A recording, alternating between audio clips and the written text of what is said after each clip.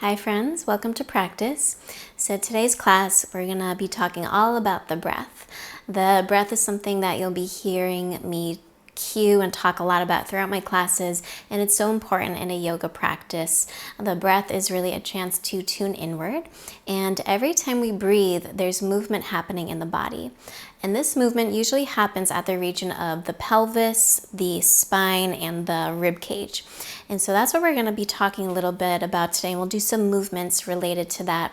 And it really makes sense because your pelvis is connected to your spine, which is connected to your rib cage. And the rib cage houses the lungs. And that's where air comes in and out throughout your nose or your mouth throughout the day. And we take approximately 22,000 breaths in a day. But oftentimes our yoga mat is the only time that we're actually breathing consciously. And so as you start to begin a yoga practice, it's really fun when you start to come off your mat and you start to notice throughout your day when you're breathing a little shallowly or fast, and the breath can really affect your entire nervous system. So we're going to do a few movements, but we're just going to start standing. Bring your feet a little wider than hip distance apart. Nice and parallel, so the inside of your feet parallel. And if it's comfortable, bring your hands to your low belly. If you'd rather just bring hands to hips or by your sides, go for it. Relax your shoulders, have a little bend in the knees so you're not locking them out. And just slightly lower the chin to start to open the neck. You can keep your eyes open or closed, or just kind of gaze somewhere on the ground in front of you softly. And we're going to start by just breathing. But breathing consciously, maybe something you haven't done all day. So start by inviting a slow, deep breath in through the nose. And then take an open mouth clearing breath. And let's do two more like that. Inhale, breathe in. Open your mouth. Again, inhale through the nose. Exhale through the mouth. And now with your lips sealed, start to find a smooth and steady breath in and out of the nose. And throughout a yoga practice, you'll hear me instruct most of the time to breathe gently in and out of the nose, rather than the mouth. And we're supposed to breathe through the nose, not through the mouth. We have the nose, our nostrils as filters for the air, whereas the mouth doesn't have that. Breathing through the mouth causes a lot of drying in the body. You don't get as full, expansive of breath. So just take a moment to breathe in and out of the nose. And really the only time where you might not breathe through the nose is if you have a cold and your nose is a little stuffy. And now I like to close my eyes for this visualization, but as you continue to breathe slowly and steadily in and out of the nose, as you inhale, imagine the breath moving in through your nostrils, down your spine and into the belly. And as you exhale, imagine the breath moving up and out through the nose. So imagine the breath moving down into the belly as you breathe in, and then up and out as you breathe out. And if your hands are on your belly as you inhale, maybe you feel your belly expand as you inhale. And maybe you feel the belly draw back in towards center as you exhale. And this is called diaphragmatic breathing, or breathing into the belly as you inhale and drawing the belly in towards center as you exhale. And I encourage you to breathe in and out of your nose and into the belly rather than the chest throughout your yoga practice and even throughout your day. And this type of breathing helps to ground the nervous system. And just take another cycle of breath like that, just starting to connect with this feeling of the breath. And then with your next inhale, allow your eyes to softly flutter open. Okay, so now we're going to add some movements in. Bring your hands to your hips. And feel your frontal hip bones at the front of your pelvis. Your tailbone is at the back of your pelvis. I'm going to turn to the side so that you can see me. Don't even worry about the breath right now. All you're going to do is rock your pelvis forward. So curl your tailbone up, lower the frontal hip bones. This is sometimes called a duck butt. You're in a back bend position. This is called an anterior tilt of the pelvis. What happens when you're doing this? So my tailbone curled up, frontal hip bones just dropped, is you're in a back bend position. And what's happening is you're contracting the back muscles and you're stretching your abdominal muscles. So this is what we do when we back bend. Now we're going to do the opposite, called a posterior tilt. Think of lengthening your tailbone down towards your heels. Lift the frontal hip bones up towards your front ribs. Posterior tilt of the pelvis. Now we are contracting the abdominal muscles, stretching the back muscles. This is a position that we do when we're doing core work or like a plank pose. Sometimes I'll teach this position in lunges. So try that a couple of times. Rock your pelvis forward, anterior tilt of the pelvis, do a duck butt, do a back bend. Rock your pelvis backwards, tuck your tailbone under, lift the pubic bone up towards the navel, posterior tilt.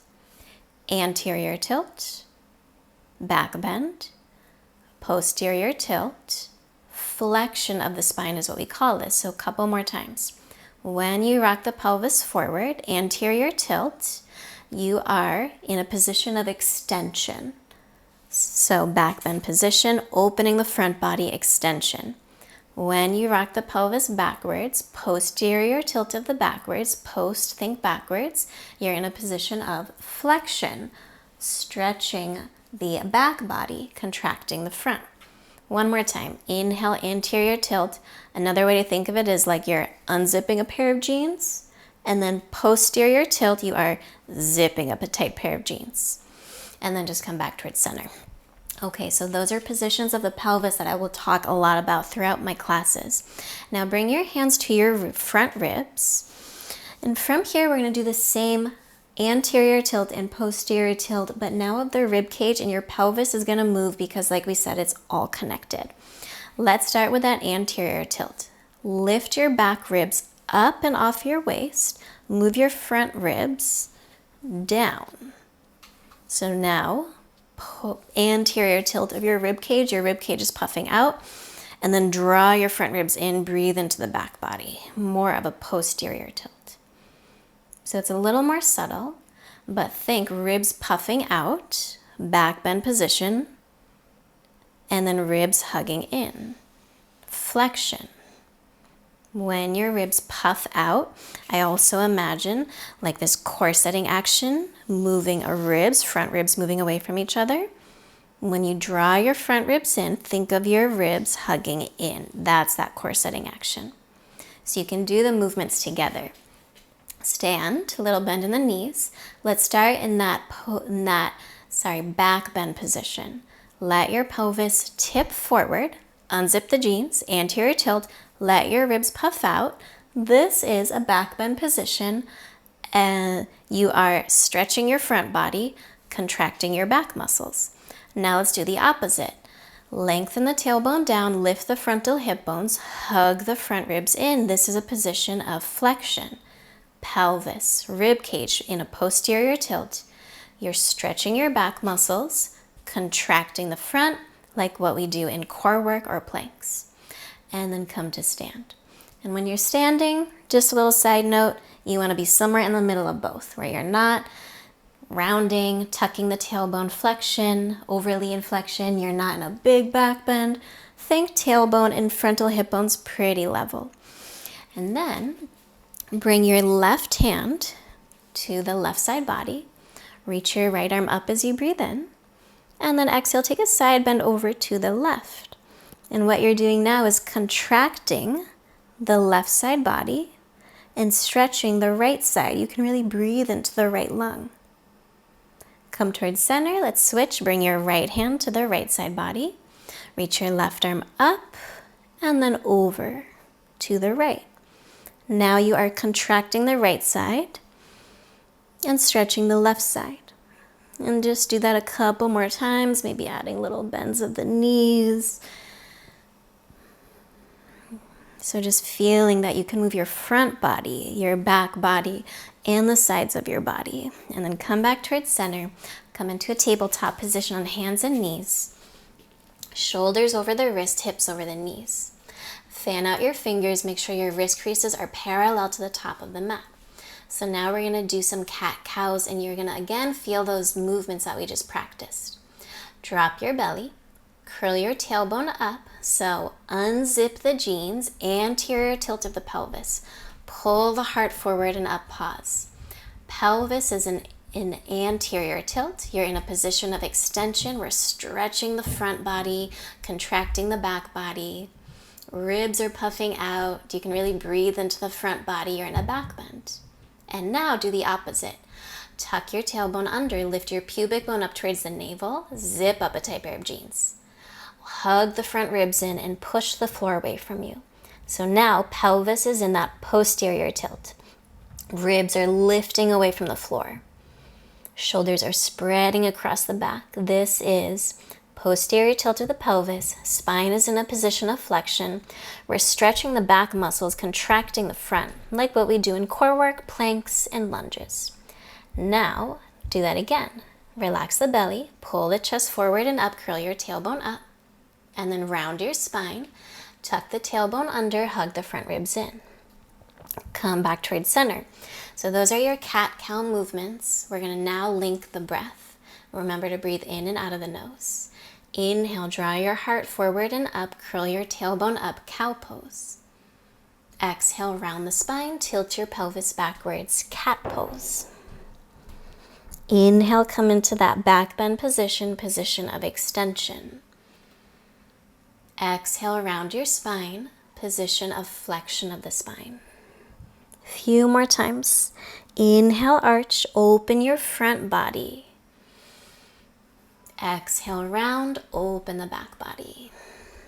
So take a few more rounds of cat-cow on your own to start to move with the breath. See if you can feel your pelvis moving forwards and backwards. Backwards when you round your spine, cat pose. Pelvis rocking forward when you arch your spine, cow pose. Can you feel the rib cage moving?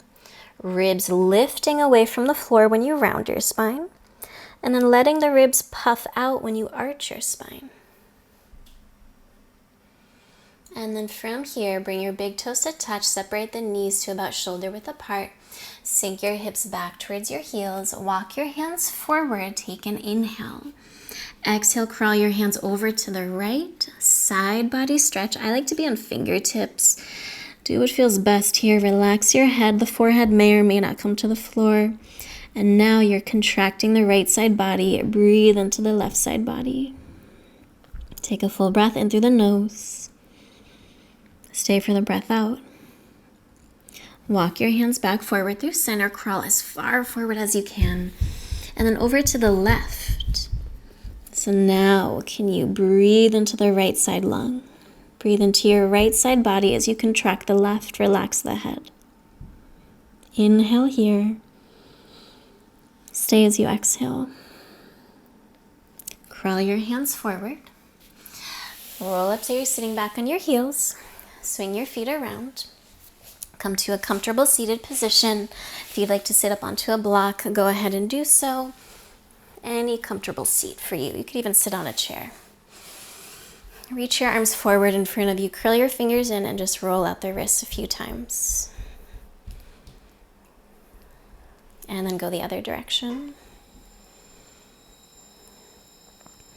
Rest your hands on your lap. Turn the palms up so your shoulders can draw down and back.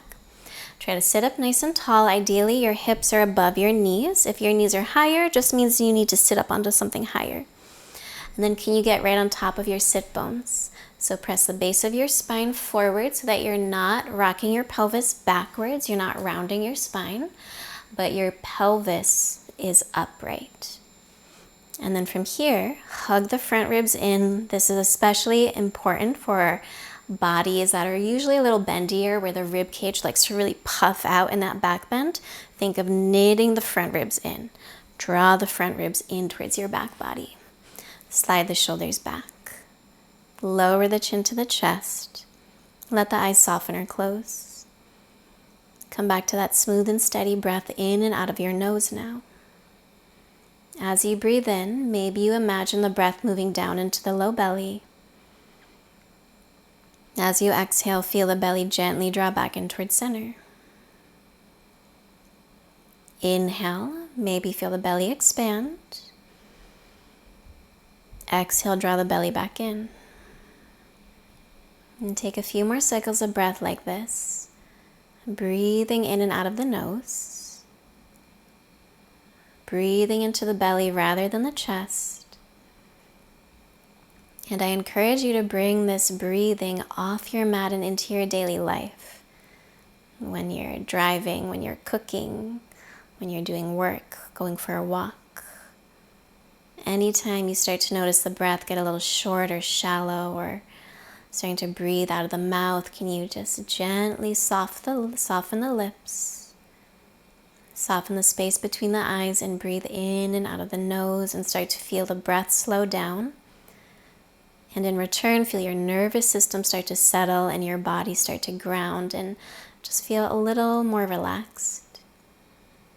With your next breath in, bring your hands together in front of your heart. Exhale, lower the chin to the chest. Thank you so much for practicing with me today. Om Shanti. Peace.